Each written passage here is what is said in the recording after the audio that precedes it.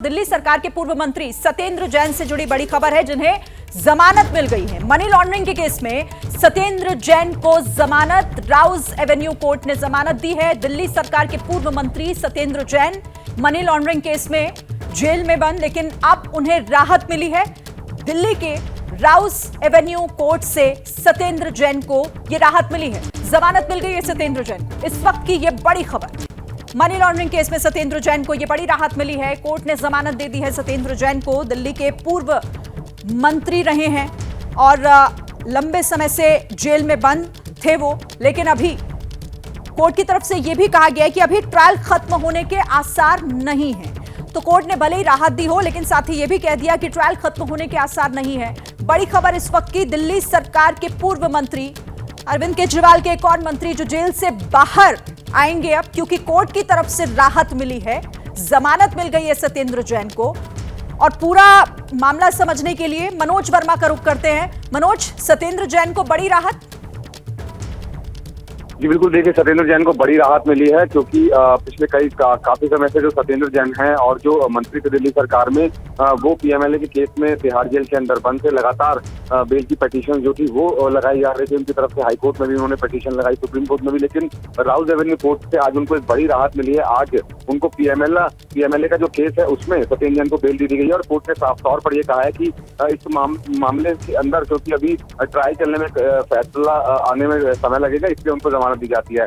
ये भी बताना चाहूंगा कि जिस वक्त ये फैसला सुनाया जा रहा था, उस वक्त सत्येंद्र जैन की जो पत्नी थी तो वो कोर्ट के अंदर मौजूद थी और फैसला सुनते ही, जमानत का फैसला सुनते ही सत्येंद्र जैन की पत्नी कोर्ट के अंदर रोने लगी। तो कहीं ना कहीं बहुत बड़ी राहत की बात है सत्येंद्र जैन के लिए कि उनकी आज जमानत हो गई है। जी बिल्कुल, तो जिस तरह से मनोज बता रहे हैं कि कोर्ट के भीतर जब जमानत का फैसला कोर्ट ने सुनाया तो परिवार भावुक हो गया। उनकी पत्नी वहीं पर मौजूद थी जो उस वक्त रोने लग गई, लेकिन बड़ी राहत है सत्येंद्र जैन के लिए। लेकिन मनोज, मैं ये भी जानना चाहती हूँ आपसे कि क्योंकि कोर्ट ने जब ये राहत दी है तो क्या कोई शर्त रखी गई है, किसी तरीके की बात, कोई टिप्पणी कोर्ट ने उस वक्त जब फैसला सुनाया उस वक्त की हो?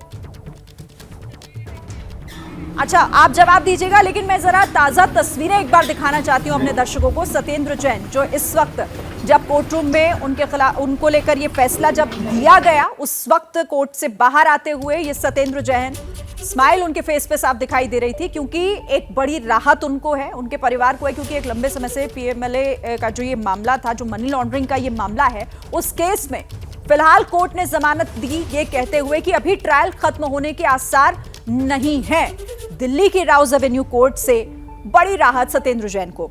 मनोज का रुख एक बार फिर से करते हैं। मनोज, कोई शर्त रखी गई है जमानत देते वक्त? कोर्ट ने क्या कुछ टिप्पणी की?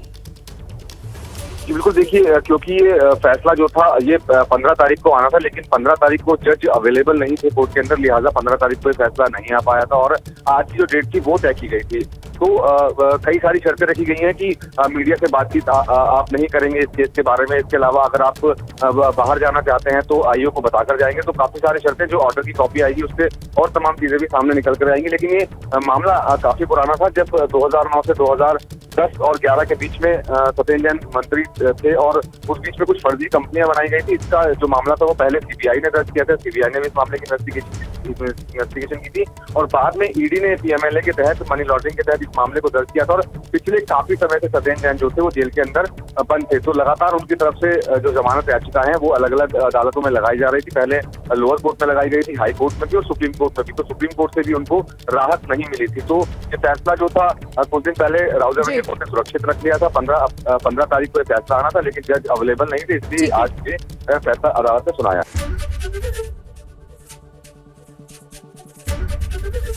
एबीपी गंगा, खबर आपकी, जुबान आपकी।